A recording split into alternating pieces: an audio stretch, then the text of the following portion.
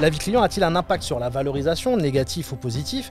Par exemple, un grand nombre d'avis clients défavorables peuvent-ils être deal breaker, comme on dit, casser un deal?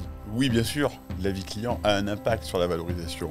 Pour une raison très simple, c'est-à-dire que quand on procède à la valorisation d'une entreprise, c'est tout sauf une science exacte. Et la réalité, c'est que la valorisation se base sur la valeur intrinsèque. Et là, il est extrêmement important de pouvoir bénéficier d'un outil qui est l'avis client contrôlé et vérifié, donc un vrai avis client qui est un indicateur irremplaçable de la qualité du service ou de la prestation que l'entreprise est capable d'apporter à ses clients. Oui, c'est d'autant plus vrai qu'à l'heure du digital, beaucoup de transactions se font sur Internet et donc les avis clients sont connus. C'est une notion qu'on va retrouver en fait dans la valeur de la marque, puisque l'avis client va valoriser une marque. Plus il va y en avoir, plus ça va valoriser la marque s'ils sont bons.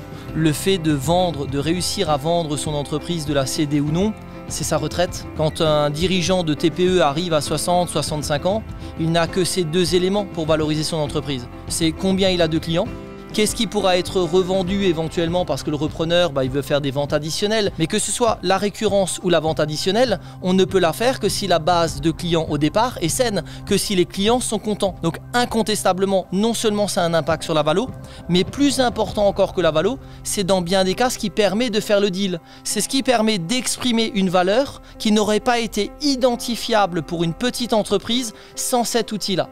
Comment est-ce qu'on prend en compte l'avis client quand on veut déterminer la valeur de l'entreprise? Comme je vous le disais tout à l'heure, l'exercice de valorisation est un exercice extrêmement complexe parce qu'il ne repose pas sur des recettes mécaniques. Parce que bien évidemment, l'avis client n'aura pas exactement la même valeur selon que vous fassiez de la plomberie Zingri, que vous vendiez des armes ou des cannes à pêche. Comment est-ce que vous impactez, je dirais, avec l'avis client, une valorisation? Je vais vous dire, une partie de notre métier, c'est de présenter les sociétés à des acquéreurs potentiels.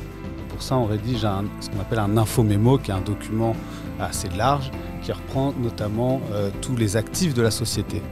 Et pas plus tard que la semaine dernière, je relisais des infomémos faits par des analystes.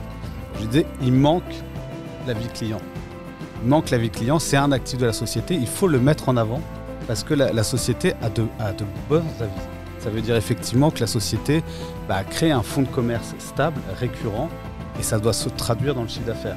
Merci beaucoup. Grégory, je vais me tourner vers vous pour cette question. Avec votre activité au sein de Plus que Pro, est-ce que vous avez pu mesurer l'impact de l'avis client dans une valorisation de vos clients ou...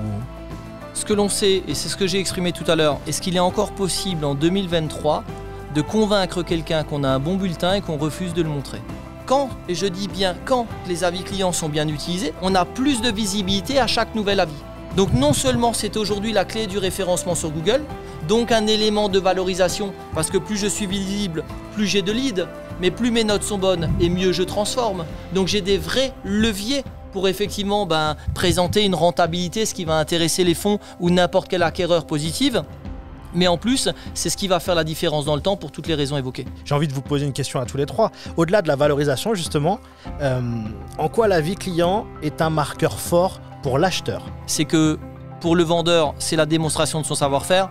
Pour l'acheteur, c'est la garantie de bien acheter. Pourquoi est-ce que je vais donner mon argent à cette entreprise et quelles sont les garanties dans un monde où j'en ai peu?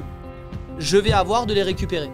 Quand j'ai quelqu'un qui m'exprime qu'il capitalise sur la satisfaction de ses clients parce qu'il a compris que c'était le meilleur levier pour que l'acquisition de nouveaux clients lui coûte moins cher. On sait tous que acquérir un nouveau client coûte beaucoup plus cher que de conserver un client. Pour autant, la règle pour les deux est la même. C'est que pour conquérir un client, il faut que je lui montre que les autres soient satisfaits. Mais pour garder mon client, lui aussi doit être satisfait. Je ne peux que renforcer ce que vient de dire Grégory. C'est-à-dire quand on est en phase d'achat, le sujet auquel on est confronté, et c'est notre métier, c'est ce qu'on appelle joliment l'asymétrie d'information. C'est-à-dire que bien évidemment, le vendeur en sait beaucoup plus sur la société qu'il vend que nous n'en savons sur ce que l'on achète.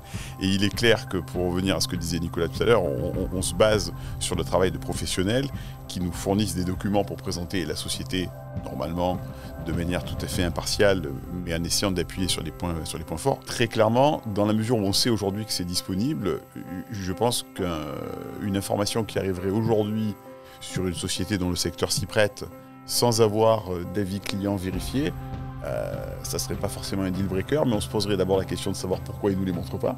Si on arrivait à découvrir qu'une société qui ne nous montre pas ses avis a des avis très défavorables, là on retombe sur votre première question qui serait vraisemblablement un deal breaker. Dans le cas de nos transactions, c'est très important pour l'acheteur de vérifier et de faire des audits, comme il peut faire des audits financiers, fiscaux ou autres, de faire des audits sur les avis clients.